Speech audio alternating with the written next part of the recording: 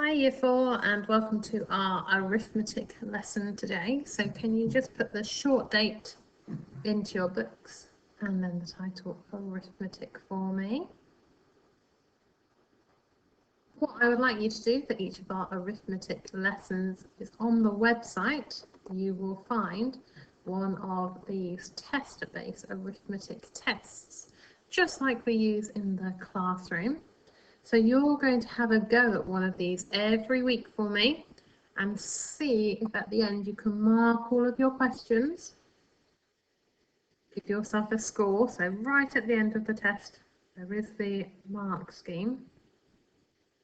Give yourself a score, see how you've got on. Maybe choose a few questions if you've got an adult who's able to help you that you get wrong and see if you can practice those. And we're just going to go through a few of them together first before you start your test.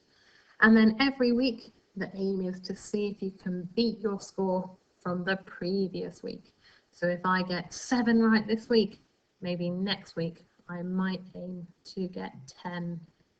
Let's have a look at a few of the questions together. So we're going to have a look at the last 4 questions together.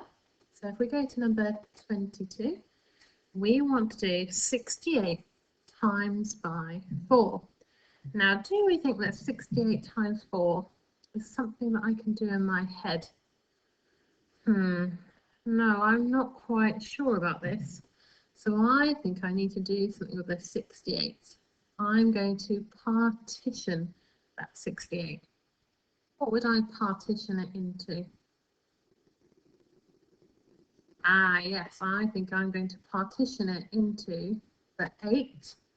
I've got the 8 ones, and then I've got my 6 tens, haven't I? That's my 60. So I've partitioned 68 into 8 and 60. Now I'm timesing by 4. So of course, to each of these numbers now, I need to times it by 4. So 68 times 4. So we're going to do 8 times 4 and 60 times 4.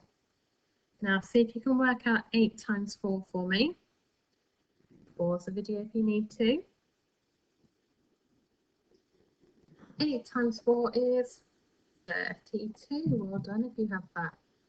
Now I'm thinking about 60 times 4. Now I'm not sure about 60 times 4. I wonder if 6 times 4 could help me. Now 6 times 4, I know my 4 times table, so I know that 6 times 4 is 24. What would that make 6 tens times 4? Of course, if 6 times 4 is 24, then 60 times 4 is going to be 240. What do I need to do with these two numbers now? That's right, I need to add them together. We've got 68 times 4.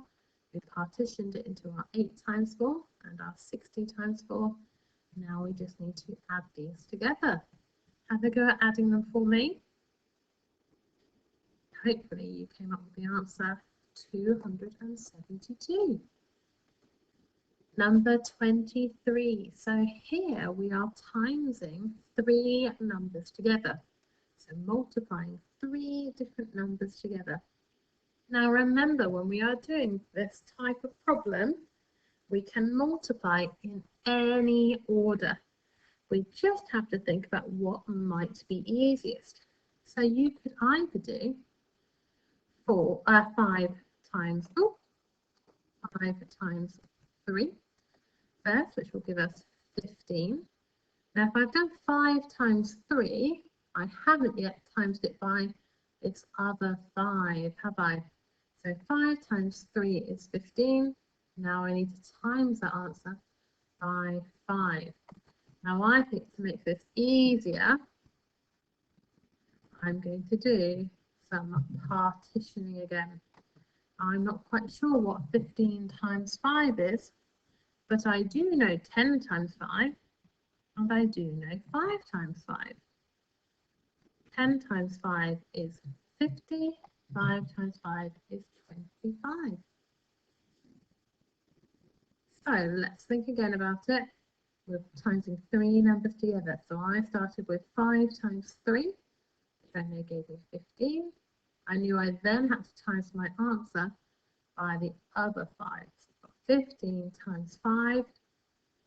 I didn't know 15 times 5, but I did know 10 times 5 and 5 times 5. So these two numbers I just need to add together to give me 75. So one way you could have done it would be to do 5 times 3 and then times your answer by 5. Or we could have chosen to times together first 5 times 5. I know 5 times 5 is 25. What number do I have left now to times that by? I have the 3. So I'm going to do 25 times 3.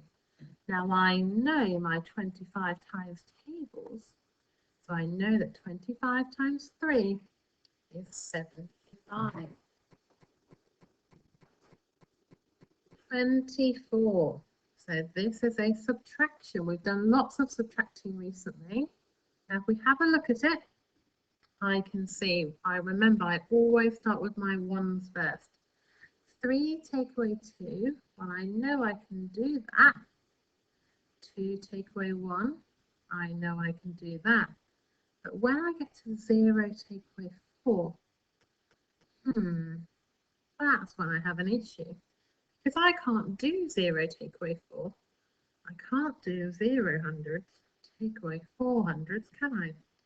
So if you have a look here, this is where I've worked out that actually I'm going to need some hundreds here.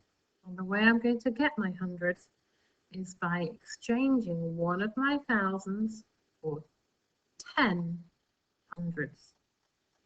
Have a go at completing this one for me.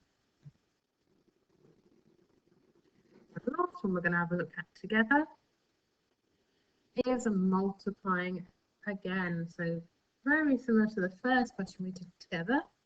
214 times by 5.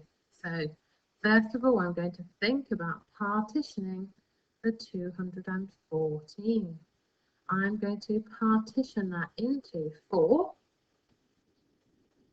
10, and 200. Now, what do I need to do with all of these partitioned parts now? That's right, I need to multiply them all by 5. So 4 times 5, well, we know that one, don't we? 4 times 5 is 20. So I've done my 4 times 5. Now I need to do my 10 times 5. 10 times 5, we know our 10 times tables.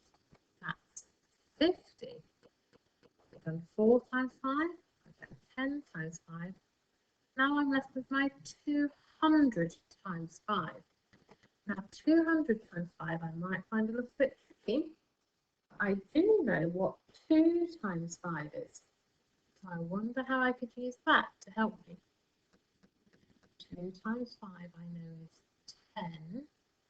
So 200 times 5 would be 1000. 1000. I know 1000 is the same as 1000. So now I just need to add these 3 numbers together. Have a go at the rest of the paper for me. Give yourself a score, and then next week your challenge is going to be to try and beat that score.